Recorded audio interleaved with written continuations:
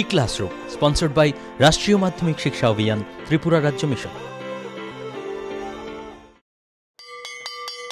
মাধ্যমিক স্তরের শিক্ষার গুণগত মানকে সুনিশ্চিত করার লক্ষ্যে রাষ্ট্রীয় মাধ্যমিক শিক্ষা অভিযান, ত্রিপুরা রাজ্য মিশন কর্মরত মাধ্যমিক স্তরের শিক্ষক ও বিদ্যালয় প্রধানদের প্রশিক্ষণ, বিজ্ঞান শিক্ষণ সামগ্রী প্রদান, ছাত্রীদের আত্মরক্ষামূলক প্রশিক্ষণ, মেধায় পিছিয়ে পড়া ছাত্রছাত্রীদের বিশেষ শিক্ষাদান, প্রতিবন্ধীদের জন্য অনুদান, রাজ্যে কলা উৎসব আয়োজন সহ অন্যান্য কর্মসূচি রূপায়ণ করছে। জানেন কি, বিদ্যালয় ছুট সারা দেশের একটি জ্বলন্ত সমস্যা। এই সমস্যা সমাধানে রাষ্ট্রীয় মাধ্যমিক শিক্ষা অভিযানের উদ্যোগে আগামী 1 জানুয়ারি থেকে সপ্তাহব্যাপী বিদ্যালয় ফিরে চলো কর্মসূচি গ্রহণ করা হয়েছে। 14 থেকে 16 বছর বয়সী সমস্ত ছেলে মেয়েদের মাধ্যমিক শিক্ষা সম্পূর্ণ করার জন্য আপনারা সবাই এগিয়ে আসুন। মাঝপথে যারা লেখাপড়া ছেড়ে দিয়েছো বন্ধুরা, তোমরা বিদ্যালয়ে আবার ফিরে এসো। রাষ্ট্রীয় মাধ্যমিক শিক্ষা অভিযান।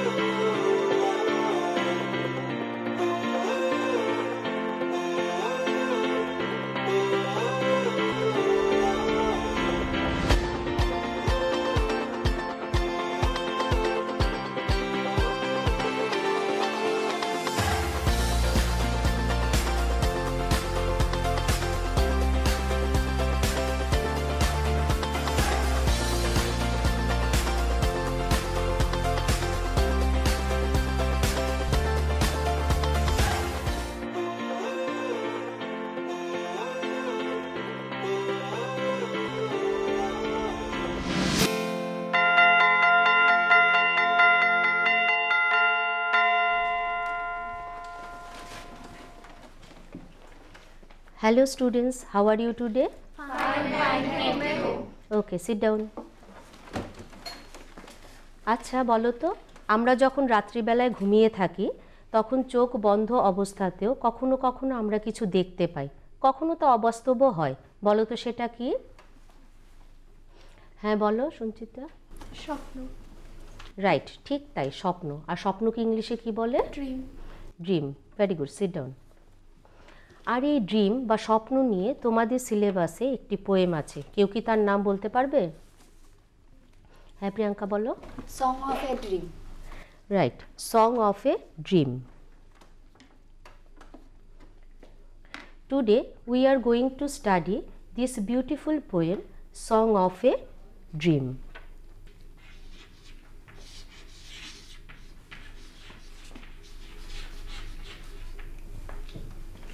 But before I start, can you tell me who is called the Nightingale of India? হ্যাঁ দীপ্তনু বলো। Sarojini Naidu. Good, sit down. Sarojini Naidu is called the Nightingale of India. এই ছবিটি যে দেখতে পাচ্ছ, ইনি হচ্ছেন সরোজিনী নাইডু। আচ্ছা, এই প্রশ্নটি আমি কেন করলাম জানো? কারণ সরোজিনী নাইডু এই কবিতাটি লিখেছেন।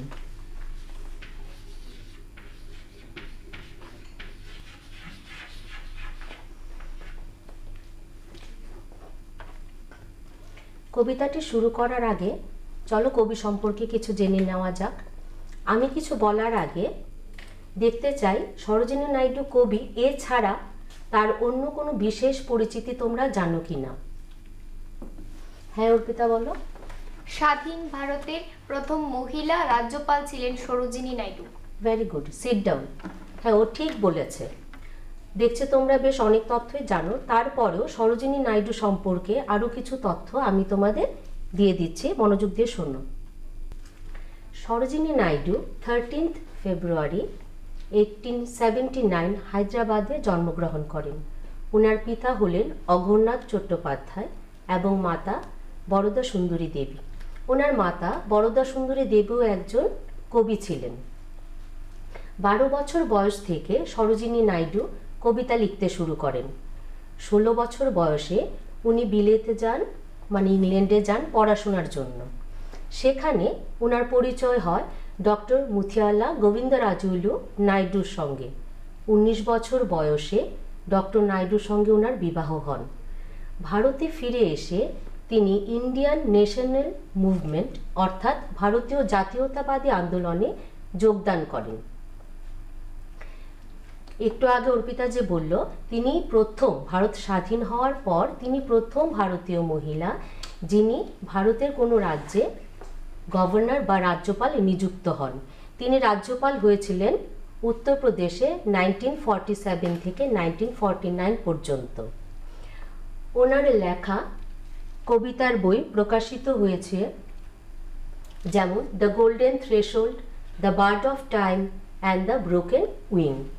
তোমাদের সিলেবাসে যে আছে সং অফ এ ড্রিম, এই কবিতাটি প্রকাশিত হয়েছিল দ্য গোল্ডেন থ্রেশহোল্ড 1905-এ। 2 মার্চ 1949 তিনি লখনৌর অফিসে কর্মরত অবস্থায় শেষ নিঃশ্বাস ত্যাগ করেন। এই হলো সরোজিনী নাইডু সম্পর্কে কিছুটা তথ্য। এবার আসে ওনার কবিতা লেখার বিষয়ে। লিরিসিজম, সিম্বলিজম, ইমেজারি, মিস্টিসিজম অর্থাৎ গীতিধর্মিতা, প্রতীকতা, কল্পনা, ভাবের অস্পষ্টতা, এই ধরনের গুণ ওনার কবিতা লেখার মধ্যে পাওয়া যায়।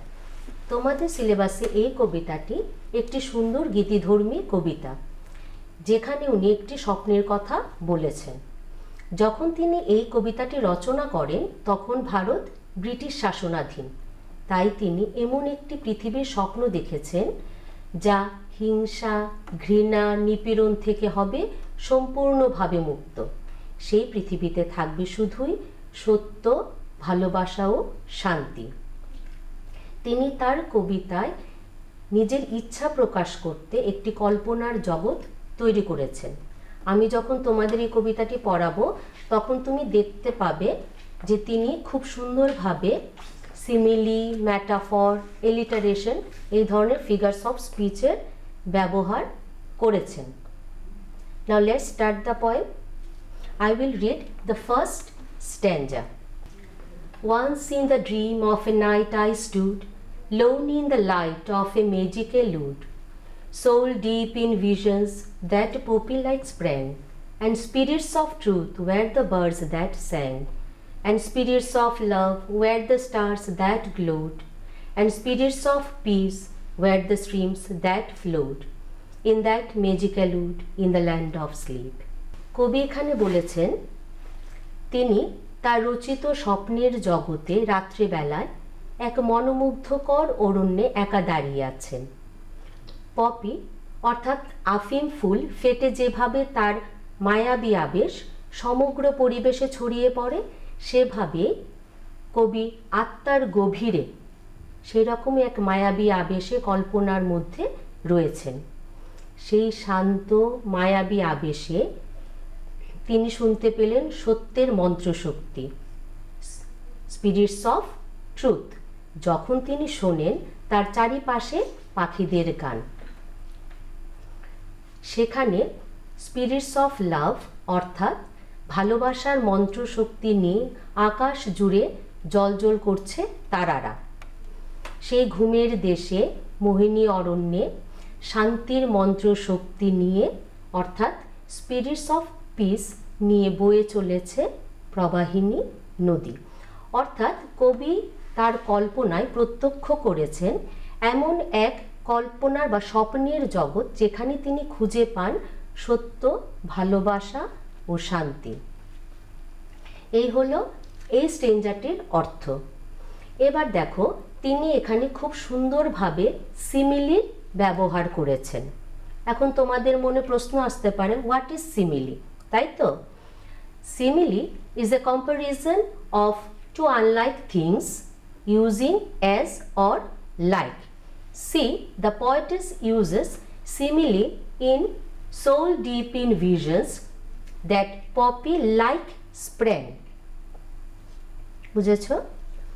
আবার দেখো তিনি এখানে খুব দক্ষতার সঙ্গে ম্যাটাফোরের ব্যবহারও করেছেন। হ্যাঁ কাজলি বলো। Ma'am, what is metaphor? Okay, বলছি, বসো। Metaphor is also a figure of speech. It is a comparison between unlike things stating one is the other or does the action of the other. Here the poet compares spirits of truth with the singing birds. অর্থাৎ কবি এখানে সত্যের মন্ত্র শক্তির সঙ্গে তুলনা করেছেন গায়ক পাখিদের, ভালোবাসার মন্ত্র শক্তির সঙ্গে তুলনা করেছেন উজ্জ্বল তারাদের এবং শান্তির মন্ত্র শক্তির সঙ্গে তুলনা করেছেন প্রবাহিনী নদীর। এবার বুঝতে পেরেছ? এবার এই স্টেঞ্জা থেকে কিছু কঠিন ইংলিশ ওয়ার্ডসের বেঙ্গলি মিনিং আমি তোমাদের লিখে দিচ্ছি, ভালো করে লক্ষ্য করবে।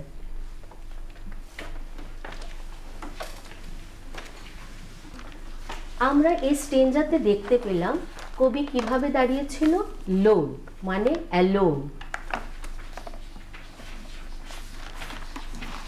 লোনের অর্থ হচ্ছে একাকী। যে অরণ্যে এখানে কবি দাঁড়িয়েছিলেন সেই অরণ্যটা ছিল ম্যাজিক্যাল।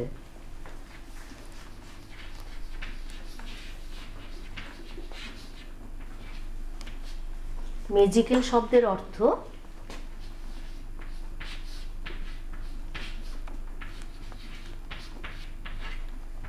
মনোমুগ্ধকর, তোমরা মোহিনীও বলতে পারো।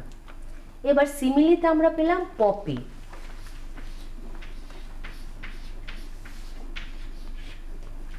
পপি হচ্ছে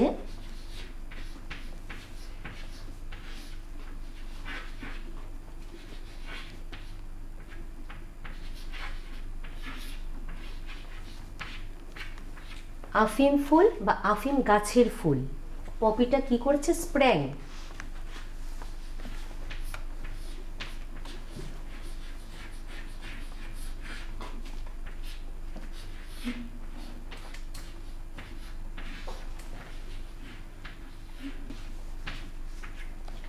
আবির্ভূত হওয়া বা ফেটে বের হওয়া।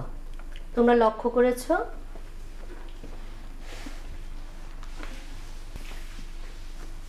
পুষ্টিকর খাদ্য এবং শিক্ষা আমাদের নিতান্ত প্রয়োজনীয় জিনিস। আপনি কি জানেন বর্তমানে ত্রিপুরায় বিদ্যালয় শিক্ষা দপ্তরের অধীনে মধ্যাহ্ন আহার প্রকল্পের উদ্যোগে সবকটি বিদ্যালয়ে সবজি বাগান গড়ে তোলা হচ্ছে।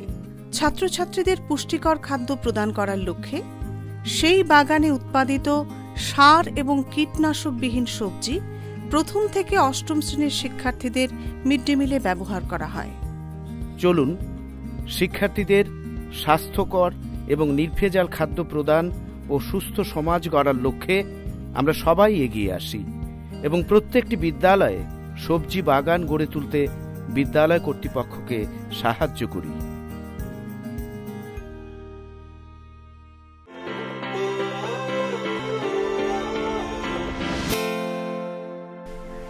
এবার এই স্টেঞ্জা থেকে আমি তোমাদের কিছু মিনিং জিজ্ঞেস করব, দেখতে চাই তোমরা কতটুকু জানো। কেউ কি বলতে পারবে সোল শব্দের অর্থ কি? হ্যাঁ কিশোর বলো। Good, sit down. বলো ভিশন আছে এখানে, ভিশন কে বলতে পারবে? হ্যাঁ লিপিকা বলো। কল্পনা। Very good, sit down. এখানে আমি স্পিরিট ওয়ার্ডটি কি অর্থে ব্যবহার করেছি? হ্যাঁ প্রিয়াঙ্কা বলো। শক্তি। Very good. স্ট্রিম, স্ট্রিম শব্দটি? হ্যাঁ দীপ্তনু বলো। নদী। গুড। দেখছি তাহলে তোমরা বসো, দেখছিস তোমরা সবাই তাহলে ভালোভাবে অর্থ জানো।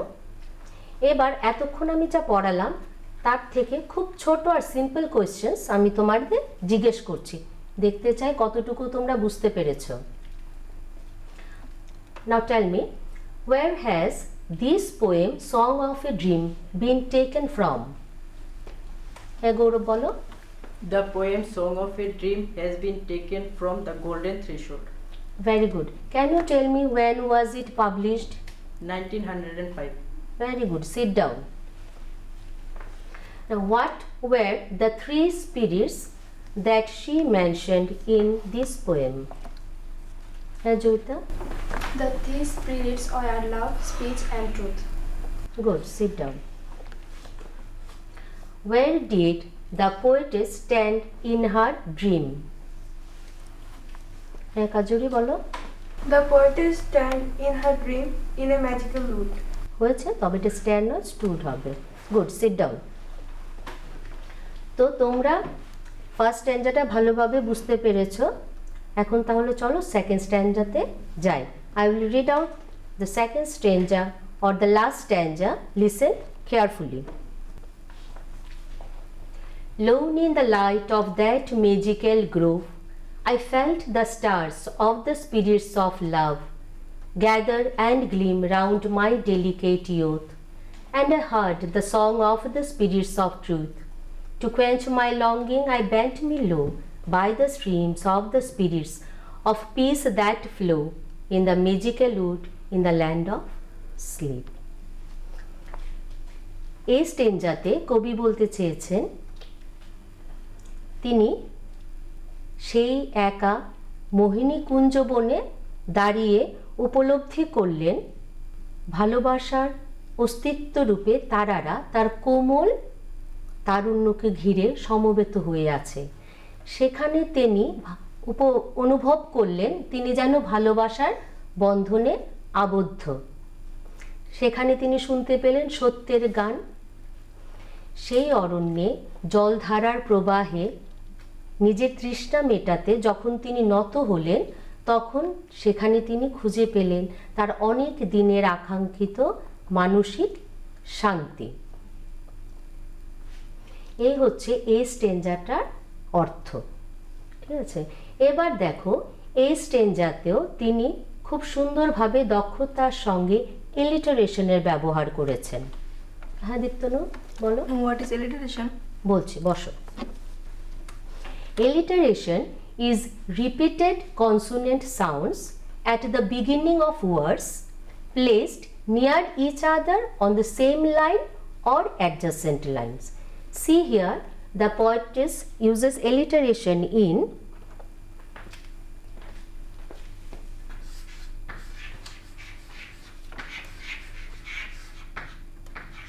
Lone in the light, আরেকটা হচ্ছে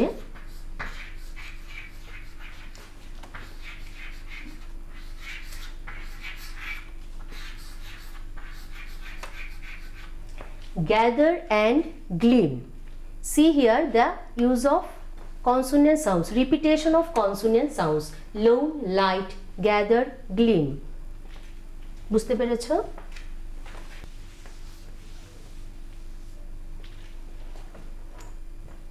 আমি আবার এই স্টেঞ্জা থেকে কিছু ইংলিশ ওয়ার্ডসের বেঙ্গলি মিনিং তোমাদের লিখে দিচ্ছি। আমরা এখানে দেখলাম কবি দাঁড়িয়েছে গ্রোভে। গ্রোভ শব্দটির অর্থ হচ্ছে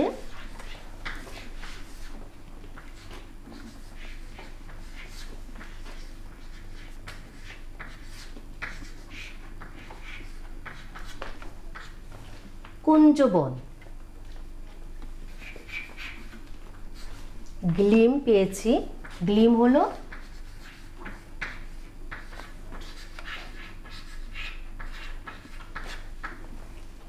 মিটমিট করা।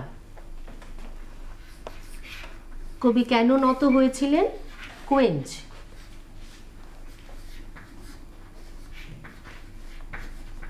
তৃষ্ণা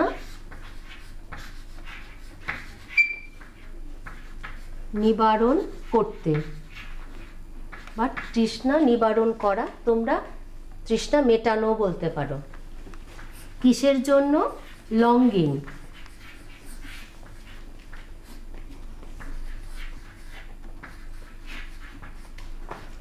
আকাঙ্ক্ষা বা ইচ্ছা। অর্থগুলি দেখেছো?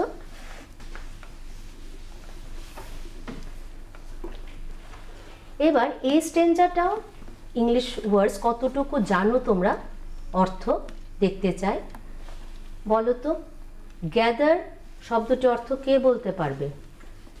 হ্যাঁ বলো সঞ্জিতা। একত্রিত হওয়া। Very good, sit down. Bent, হ্যাঁ বলো। নত হওয়া। Good, sit down. আমরা এখানে কবিতা উড আগে স্টেঞ্জাতেও পেয়েছি। উড শব্দটির অর্থ হ্যাঁ বৈশালী? জঙ্গল। জঙ্গল বা অরণ্য। Good, sit down. তার ইয়ত কি রকম ছিল? ডেলিকেট। ডেলিকেট কে বলতে পারবে? হ্যাঁ দীপ বলো। কোমল। Good, sit down. তাহলে দেখছি তোমরা অর্থ ভালোই জানো। Now listen. In this poem the poetess personifies truth, love and peace, and she considers them as the key ingredients of a peaceful world. You all know that truth, love and peace are all abstract ideas, but in this poem they are worldly objects, মানে পার্থিব বস্তু। Like truth has transformed into singing birds, love into glowing stars and peace into flowing streams. You can also see that in this poem she, the poetess, repeats magical wood. This is to emphasize that sleep brings in relief to ever stressful mind and takes away pain, sorrow and loneliness magically. In this poem we can see the spirits of truth, love and peace welcome the poetess in their magical world of sleep and help her to get rid of her loneliness and fatigueness. অর্থাৎ এই ঘুমের দেশে কবিতার ক্লান্তি ও একাকিত্ব থেকে মুক্তি পেয়ে খুঁজে পেয়েছেন মানসিক শান্তি। এবার আমি তোমাদের এই সেকেন্ড স্টেঞ্জা থেকে কিছু কোয়েশ্চেন্স জিজ্ঞেস করব। What did the poetess fill in the stars? হ্যাঁ প্রিয়াঙ্কা বলো। The poetess felt the star of life in the stars. Love in the spirits of love in the stars. বসো। Where did the poetess bent herself low? হ্যাঁ গৌরব বলো। She bent herself low by the streams that glowed in a magical wood. That flowed in a magical wood. Good, sit down. Why did she bend herself? হ্যাঁ দীপ্তনু বলো।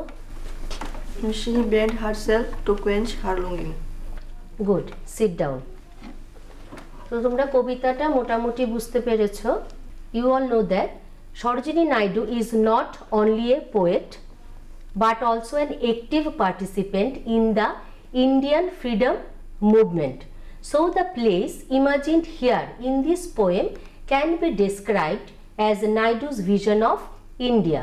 She wants to live in an India that is ruled by the ideals of love, peace and truth, and thus free from violence, hatred and oppression. But such a place can exist only in one's dream or imagination. In both the stanzas there is the reference of birds, stars and streams that create the universal and eternal music of nature. তো তোমরা কবিতাটা ভালোভাবে বুঝতে পেরেছো আশা করি। এবার তবুও তোমাদের আইডিয়া আরো ক্লিয়ার করার জন্য চলো আমরা ছোট্ট একটা ভিডিও দেখি।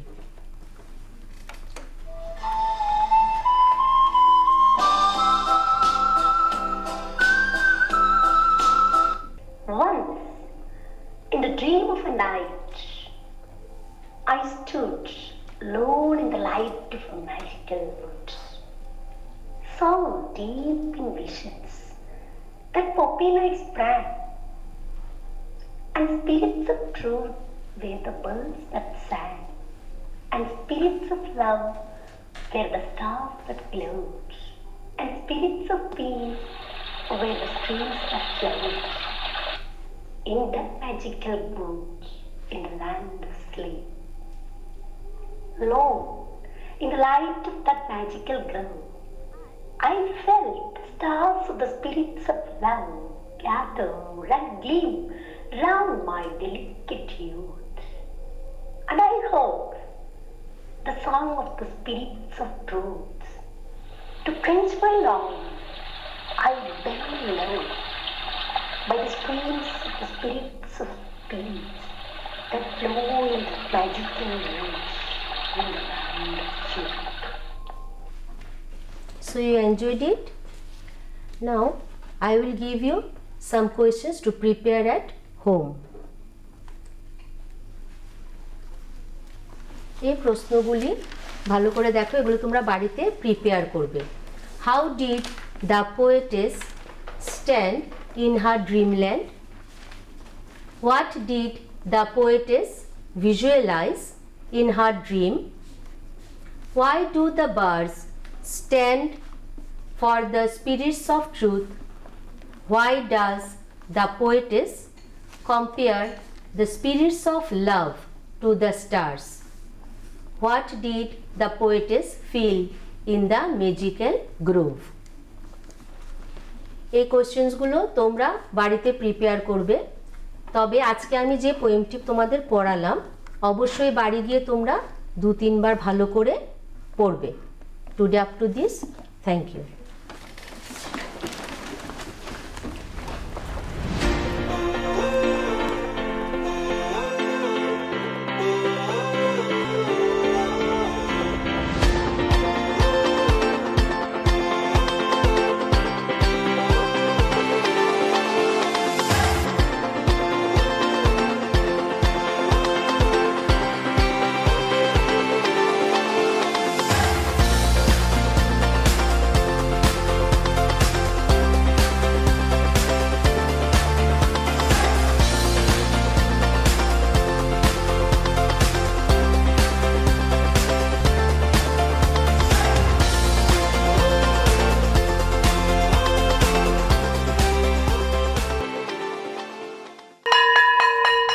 ড্রপ আউটের ঘুচিয়ে ক্ষত, স্কুলে পড়ুয়ার বাড়ছে ভিড়, সর্বশিক্ষা মিড ডে মিলে স্কুল সকলের আশার নীড়।